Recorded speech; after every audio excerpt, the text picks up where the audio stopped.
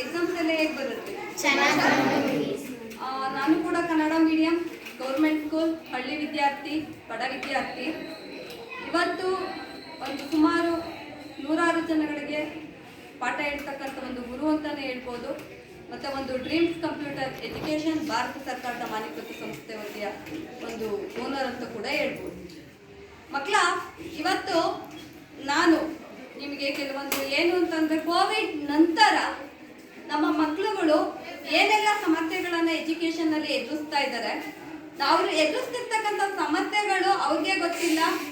ಆ ಗೊತ್ತಿದ್ರು ಕೂಡ ಟೀಚರ್ಸಿಗೆ ಹೇಳೋಕ್ಕಾಗ್ತಿಲ್ಲ ಅಥವಾ ಪೇರೆಂಟ್ಸಿಗೆ ಹೇಳೋಕ್ಕಾಗ್ತಾ ಇಲ್ಲ. ಆ ಒಂದು ಸಮಸ್ಯೆಯನ್ನೇ ಎದುರಿಸ್ತಾ ಇದ್ದಾರೆ. ಈಗ ನಾನು ಒಂದು 5 ಕ್ವಶನ್ಸ್ ಅಂದರೆ 5 ಕ್ವಶನ್ಸ್ ನಿಮಗೆ ಕೇಳ್ತೀನಿ, ನೀವು ಆನ್ಸರ್ ಮಾಡ್ತಾ ಹೋಗ್ಬೇಕು. ಅದು ಕರೆಕ್ಟಾಗಿ ಯಾರನ್ನೂ ನೋಡೋ ಆಗಿಲ್ಲ, ಅತ್ತ ಇತ್ತ ನೋಡೋಂಗಿಲ್ಲ. ಕೈ ಕಟ್ಟಿ ಸೀರಿಯಸ್ ಆಗಿ ಕೂತ್ಕೊಳ್ಳಿ. ನಾನು ಕೇಳ್ತಕ್ಕಂಥ ಕ್ವಶನ್ಸಿಗೆ ನೀವು ಆನ್ಸರ್ ಮಾಡಬೇಕು, ಆಯ್ತಾ? ಎಷ್ಟನೇ ಕ್ಲಾಸಸ್ ನೀವೆಲ್ಲ? 8th standard. ವೆರಿ ಗುಡ್ ಮಕ್ಕಳ. ಅಕ್ಕ, ನಾವು ಓದೋದಕ್ಕೆ ಕೂತ್ಕೋತೀವಿ. ಓದೋದಕ್ಕೆ ಕೂತ್ಕೊಂಡಾಗ ನಾವು ಇಷ್ಟಪಟ್ಟೆ ಓದೋದಕ್ಕೆ ಅಂತ ಕೂತ್ಕೋತೀವಿ, ಓದ್ತೀವಿ. ಆದ್ರೆ ಓದಿದ್ದೇನು ಅರ್ಥ ಆಗ್ತಾ ಇಲ್ಲ, ಮರ್ತೋಗ್ತಾ ಇದೆ ಅಂತಕ್ಕಂಥವ್ರು ಎಷ್ಟು ಜನ ಇದ್ದೀರಾ? ಕೈ ಎತ್ತಿ, ಪ್ರಾಂತ ಕೈ ಎತ್ತಿ. ಓದಿದ್ರೆ ನಮ್ಗೆ ಮರ್ತೋಗುತ್ತೆ, ಓದ್ತೀವಿ, ಇಷ್ಟಪಟ್ಟು ಓದ್ತೀವಿ, ಬಟ್ ಮರ್ತೋಗ್ತಾ ಇದೆ. ವೆರಿ ಗುಡ್ ಮಕ್ಕಳ, ಇಲ್ಸಿ ಕೈ. ಅಕ್ಕ, ಬೆಳಗ್ಗೆ ಹೊತ್ತು ಓದಿದ್ರೆ ಅರ್ಥ ಆಗಲ್ಲ ಅಂತ ಟೆಸ್ಟ್ ಟೈಮಲ್ಲಿ, ಎಕ್ಸಾಮ್ ಟೈಮಲ್ಲಿ ಬೆಳಗಿನ ಜಾವ ಕೂತ್ಕೊಂಡು ಎಬ್ಬಿರ್ತಾರೆ ಮನೇಲಿ, ಬೆಳಗಿನ ಜಾವ ಕೂತ್ಕೊಂಡು ಓದ್ಕೊಳ್ಲಿಕ್ಕೆ ಹೋಗ್ತಾ ಇದ್ದೀವಿ. ಆದ್ರೂ ಕೂಡ ಬೆಳಗಿನ ಜಾವ ಓದಿದ್ರು ಕೂಡ ನಮ್ಗೆ ತಲೆಗೆ ಹೋಗ್ತಾ ಇಲ್ಲ ಅನ್ನೋರು ಎಷ್ಟು ಜನ ಇದ್ದೀರಾ? ಕೈ ಎತ್ತಿ ಮಕ್ಕಳ. ವೆರಿ ಗುಡ್ ಮನೆ. ಬೆಳಗಿನ ಜಾವ ಸಂಜೆ 2 ಟೈಮ್ ಓದ್ತಾ ಇದ್ದೀವಿ, ಆದ್ರೂ ಕೂಡ 2 ಟೈಮ್ ನಮ್ ತಲೆಗೆ ಹೋಗಲ್ಲ ಅನ್ನೋರು ಯಾರಿದ್ದೀರಾ? ವೆರಿ ಗುಡ್ ಅಕ್ಕ. ಓದಕ್ ಕೂತಿದ್ದಂಗೆ ನಮ್ಗೆ ಏನೇ ಮಾಡಿದ್ರು ಅವಾಯ್ಡ್ ಮಾಡೋಕ್ಕಾಗಲ್ಲ. ಒಂದು 20 ನಿಮಿಷದಿಂದ ಅರ್ಧ ಗಂಟೆ ಒಳಗೆ ನಿದ್ದೆ ಬಂದ್ಬಿಡುತ್ತೆ. ಓದಕ್ ಕೂತ್ಕೊಂಡ್ರೆ ನಮ್ಗೆ ನಿದ್ದೆ ಬರುತ್ತೆ ಅನ್ನೋರು ಎಷ್ಟು ಜನ ಇದ್ರೆ ಕೈ. ಅಕ್ಕ, ನಾವು ಓದ್ಕೊಂಡ್ ಬಂದಿರ್ತೀವಿ, ಚೆನ್ನಾಗಿ ಆನ್ಸರ್ ಬರಿಬೇಕು ಅಂತ ಬಂದಿರ್ತೀವಿ. ಆದ್ರೆ ಕ್ವಶನ್ ಪೇಪರ್ ನೋಡ್ತಿದ್ದಂಗೆ ಆನ್ಸರ್ ಮರ್ತೋಗುತ್ತೆ, ಅಥವಾ ಪಕ್ಕದಲ್ಲಿ ಯಾರೋ ರಾಂಗ್ ಆನ್ಸರ್ ಬರೀತಿರ್ತಾರೆ. ನಾನ್ ಬರ್ದಿರೋದು ರೈಟಾ, ಇವ್ರು ಬರ್ದಿರೋದು ರೈಟಾ ಅಂತ ಹೇಳ್ಬಿಟ್ಟು ನಾನ್ ಬರ್ದಿರೋ ರೈಟ್ ಆನ್ಸರ್ನ ಹೊಡೆದಾಕಿ ರಾಂಗ್ ಆನ್ಸರ್ ಮಾಡಿ ನನ್ನ ಸ್ಕೋರ್ ಡೌನ್ ಆಗ್ತಿದೆ ಅನ್ನೋರು ಎಷ್ಟು ಜನ ಇದ್ರೆ ಕರೆಕ್ಟಾಗಿ ಕೈ. ವೆರಿ ಗುಡ್ ಮಕ್ಕಳ.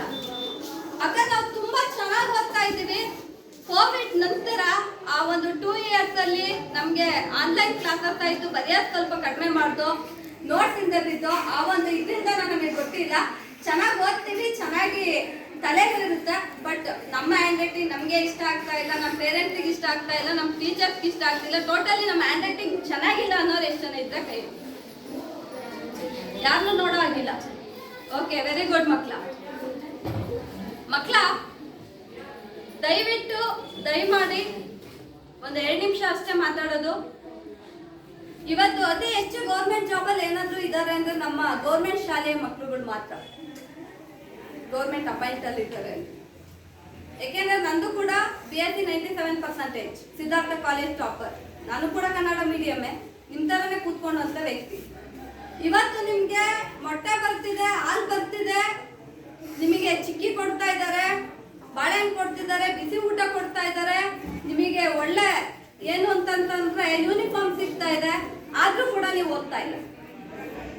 ಆಯ್ತಾ?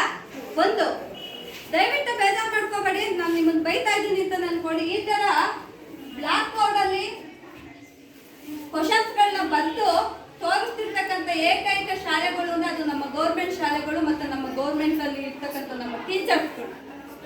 ಬೇರೆ ಕಡೆ ಇವಾಗ ಏನಾಗಿದೆ ಅಂತಂದ್ರೆ ಬೋರ್ಡ್ ಅಂತಕ್ಕಂಥದ್ದಿಲ್ಲ, ಸ್ಮಾರ್ಟ್ ಕ್ಲಾಸಸ್, ಸ್ಮಾರ್ಟ್ ಬೋರ್ಡು, ಮತ್ತೆ ಏನಿರುತ್ತೆ ಪ್ರೊಜೆಕ್ಟರ್ ಅಲ್ಲಿ ತೋರಿಸ್ಬಿಡೋದು, ಸ್ಮಾರ್ಟ್ ಟಿವಿಗಳನ್ನ ಯೂಸ್ ಮಾಡೋದು, ಸ್ಮಾರ್ಟ್ ಕ್ಲಾಸ್ ಮುಖಾಂತರ.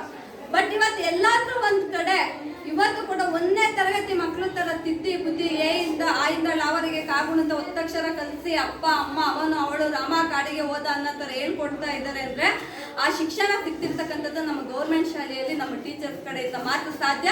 ಇವತ್ತು ಬ್ಲಾಕ್ ಬೋರ್ಡ್ನ ಯೂಸ್ ಮಾಡ್ತಿದ್ದಾರೆ.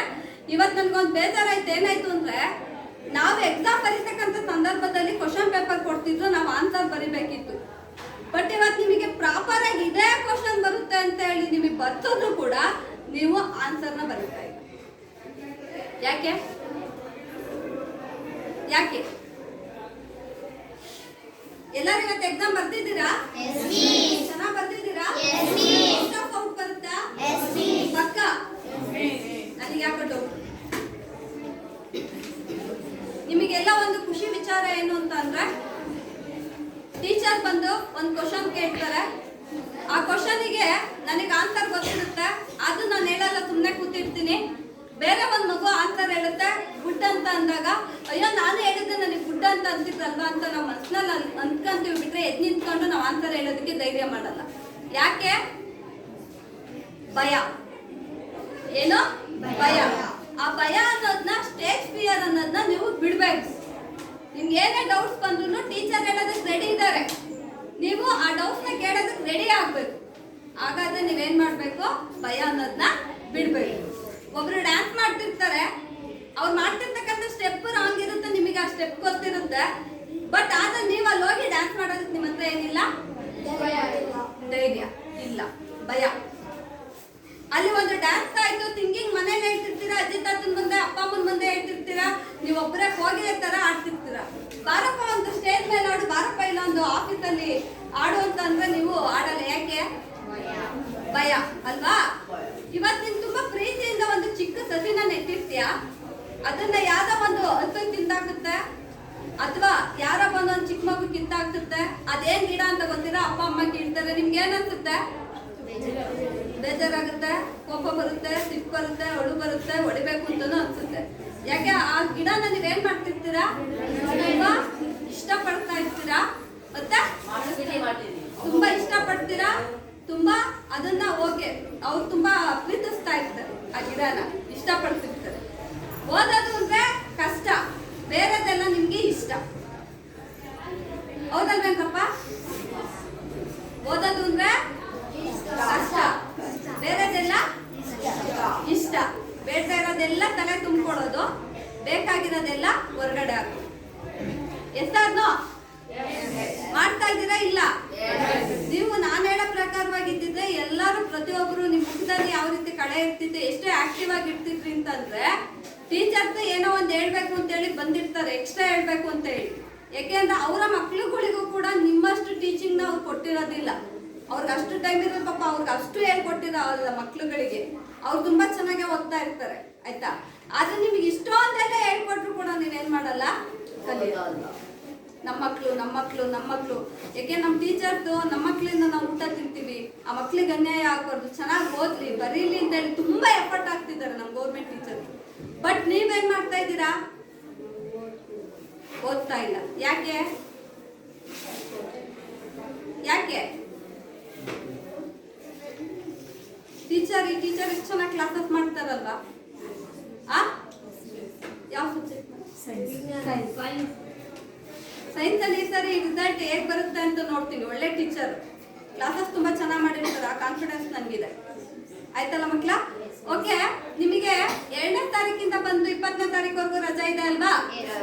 ಈ ರಜದಲ್ಲಿ ಸ್ಟಡಿ ಟೆಕ್ನಿಕ್, ನಾವು ಮ್ಯಾಥ್ಸ್ ಪ್ರಾಬ್ಲಮ್ಸ್ ಗಳನ್ನ ಈಸಿಯಾಗಿ ಸಾಲ್ವ್ ಮಾಡೋದು ಹೇಗೆ, ಮತ್ತೆ ಇಂಗ್ಲಿಷ್ ಗ್ರಾಮರ್ಗಳು, ಮತ್ತೆ ನಾವು ಅವತ್ತಿಂದ ಅವತ್ತೇ ನಾವು ನೋಟ್ಸ್ ಗಳನ್ನ ಕಂಪ್ಲೀಟ್ ಮಾಡ್ಬೇಕು, ಡ್ಯೂ ಉಳಿಸ್ಬಾರ್ದು, ಪೆಂಡಿಂಗ್ ಉಳಿಸ್ಬಾರ್ದು. ಮತ್ತೆ ಅವತ್ತೇನಾಗಿದೆ ಆ ಕ್ಲಾಸಸ್ ನ ಮತ್ತೆ ಒಂದ್ಸರಿ ನಾವು ಓದ್ಬೇಕು. ನಾಳೆ ಏನ್ ಕ್ಲಾಸಸ್ ಮಾಡ್ತಾರೆ ಅದನ್ನ ನಾವು ಅಡ್ವಾನ್ಸ್ ಆಗಿ ಒಂದ್ಸರಿ ಕಣ್ಣಾಯಿಸ್ಕೊಂಡು ಹೋಗಿರ್ಬೇಕು. ಅರ್ಥ ಆಯ್ತಲ್ಲ ಮಕ್ಳ? ಇವಾಗ ನೀವು B+ ಬರ್ತಕ್ಕಂಥವ್ರು A+ ಬಂದ್ರೆ ನಿಮ್ಮ ಪೇರೆಂಟ್ಸ್ ಖುಷಿ ಆಗ್ತಾರೆ ಇಲ್ವಾ? ಫಸ್ಟ್ ಖುಷಿ ಪಡೋದು ಟೀಚರ್. ನೆಕ್ಸ್ಟ್ ಪೇರೆಂಟ್ಸ್ ಮೀಟಿಂಗ್ ಬಂದಾಗ ಖುಷಿ ಪಡೋರು ಯಾರು? ಪೇರೆಂಟ್ಸ್ ಖುಷಿ ಆಗಿದ್ನ ಖುಷಿ ಪಡೋದು ಮತ್ತೆ ಯಾರು? ಟೀಚರ್ ಮತ್ತೆ ನೀವು ಹಾಗಾದ್ರೆ ಖುಷಿ ಪಡಲ್ಲ, ಖುಷಿ ಪಡ್ತೀವಲ್ವಾ? ಹಾಗಾಗಿ ನಿಮ್ಗೆ ಸಿಂಗಿಂಗ್ ಕಾಂಪಿಟೇಷನ್ಸ್ ಇರುತ್ತೆ, ಡ್ಯಾನ್ಸಿಂಗ್ ಕಾಂಪಿಟೇಷನ್ಸ್ ಇರುತ್ತೆ, ಕಲ್ಚರಲ್ ಆಕ್ಟಿವಿಟೀಸ್ ಇರುತ್ತೆ, ಸ್ಪೋರ್ಟ್ಸ್ ಆಕ್ಟಿವಿಟೀಸ್ ಇರುತ್ತೆ, ಮತ್ತೆ ನಿಮ್ಗೆ ಒಳ್ಳೆ ಕಂಪ್ಯೂಟರ್ ಥಿಯರಿ ಕ್ಲಾಸಸ್ ಇರುತ್ತೆ. ಮತ್ತೆ ಸಂಪೂರ್ಣವಾಗಿ ನೀವು ಯಾವ ರೀತಿ ನೀವು ಓದ್ಕೋಬೇಕು, ಡೈಲಿ ರೆಗ್ಯುಲರ್ ಸ್ಕೂಲಿಗೆ ಹೋಗಿ ಡೈಲಿ 2 hours ನಾವು ರೆಗ್ಯುಲರ್ ಮನೇಲಿ ಓದಿದ್ರೆ ನಾವು ಯಾವ ರೀತಿ ಬದಲಾವಣೆ ಆಗ್ಬೋದು, ಮತ್ತೆ ನಮ್ಮ ಡ್ರೆಸ್ ಕೋಡ್ ಹೇಗಿರ್ಬೇಕು, ನಮ್ಮ ಮಾತು ಹೇಗಿರ್ಬೇಕು, ನಮ್ಮ ನಡವಳಿಕೆ ಹೇಗಿರ್ಬೇಕು, ನಮ್ಮ ಟೀಚರ್ಸ್ ಹತ್ರ ನಾವು ಯಾರು ನಡ್ಕೋಬೇಕು ಅನ್ನೋದು ನಾವು ಫಸ್ಟ್ ಕಲಿಬೇಕು. ಇವತ್ತು ಗುರುಗಳು ಅಂದ್ರೆ ಗುರುಗಳಿಗೆ ಅವ್ರದೇ ಆದಂತಹ ಒಂದು ಸ್ಥಾನಮಾನ ಇದೆ. ಗುರುಗಳು ಅಂದ್ರೆ ಆದ್ರೆ ನಾವೇನ್ ಮಾಡ್ತಾ ಇದೀವಿ ಅಂತಂದ್ರೆ ಆ ಥರ ನೀವು ದೇವ್ರ ಥರ ನೋಡ್ತಾ ಇಲ್ಲ. ಎದ್ರು ಉತ್ತರ ಕೊಡೋದು, ಅವ್ರು ಏನಾದ್ರು ತಿರುಗಿಸಿ ಹೇಳಿದ್ರೆ ಯಾಕೆ ಅಂತ ಕೇಳೋದು, ಅದೆಲ್ಲ ಮಾಡೋದು ತಪ್ಪು ಮಕ್ಕಳ. ಅರ್ಥ ಆಯ್ತಲ್ವಾ? ಹಾಗಾಗಿ ನಿಮಗೆ ಸ್ಟಡಿ ಟೆಕ್ನಿಕ್ ಬಗ್ಗೆ ಹೇಳ್ಕೊಡ್ಲಾಗುತ್ತೆ, ಮತ್ತೆ ಒನ್ ಡೇ ಪಿಕ್ನಿಕ್ ಇರುತ್ತೆ. ಹೀಗಾಗಿ ಏನು ಅಂತಂತಂದ್ರೆ ಈ ಒಂದು ಆಲ್ ಆರ್ ಫ್ರೆಂಡ್, ನಾವು ಚೇಂಜಸ್ ಆಗಬೇಕು, ಬದಲಾವಣೆ ಆಗಬೇಕು ಅಂತಂದ್ರೆ ಡ್ರೀಮ್ಸ್ ಅಂತ ಗೊತ್ತಲ್ವಾ? ಡ್ರೀಮ್ಸ್ ಅಂತದಲ್ಲಿ ಡ್ರೀಮ್ಸ್ ಕಂಪ್ಯೂಟರ್ ಎಜುಕೇಶನ್ ಭಾರತ ಸರ್ಕಾರದ ಮಾನೀಕೃತ ಸಂಸ್ಥೆ ಅಂತ ಆಫೀಸ್ ಇದೆ. ಡೈಲಿ 2 to 2 hours ಕ್ಲಾಸ್ ಇರುತ್ತೆ. ಎಷ್ಟು ಅವರ್? ಕನ್ನಡದಲ್ಲೇ ಕ್ಲಾಸಸ್ ಇರುತ್ತೆ. ನನಗೆ ಒಂದೇ ಇರೋದು, ಗೌರ್ಮೆಂಟ್ ಶಾಲೆಯ ಮಕ್ಕಳುಗಳು ಯಾಕೀಗಾದ್ರು, ಯಾಕೆಂದ್ರೆ ನಿಮ್ ಟೀಚರ್ಸ್ಗಳು ಎಷ್ಟು ನೋವುಗಳು ತಿಂತಿದ್ದಾರೆ ಅಂದ್ರೆ ಅವ್ರು ಹೇಳ್ತಾ ಇಲ್ಲ. ನೀವು ಮಾಡೋ ಗಲಾಟೆಗಳು ಕೇಳಿಸ್ಕೊಂಡು ಅವರಿಗೆ ಕಿವೇನೆ ಕೇಳಿಸ್ತಾ ಇರೋ ಮಟ್ಟಕ್ಕೆ ಮಾಡ್ಬಿಟ್ಟಿದ್ದೀರ ನೀವೆಲ್ಲ. ಬಟ್ ಒಂದ್ ಅರ್ಥ ಮಾಡ್ಕೊಳ್ಳಿ, ನಿಮ್ ಮುಂದೆ ಇನ್ನೂ 100 ಜನ ನಿಮ್ ಸೈಲೆಂಟ್ ಆಗಿರ್ತಿ, ಬೇರೆ 100 ಜನ ಕರ್ಕೊಂಬಂದ್ ಗಲಾಟೆ ಮಾಡ್ತಿದ್ರೆ ನಿಮ್ಗೆ ಹೇಗಿರುತ್ತೋ ಆ ತರನೇ ಟೀಚರ್ಸಿಗೆ ಇರುತ್ತೆ.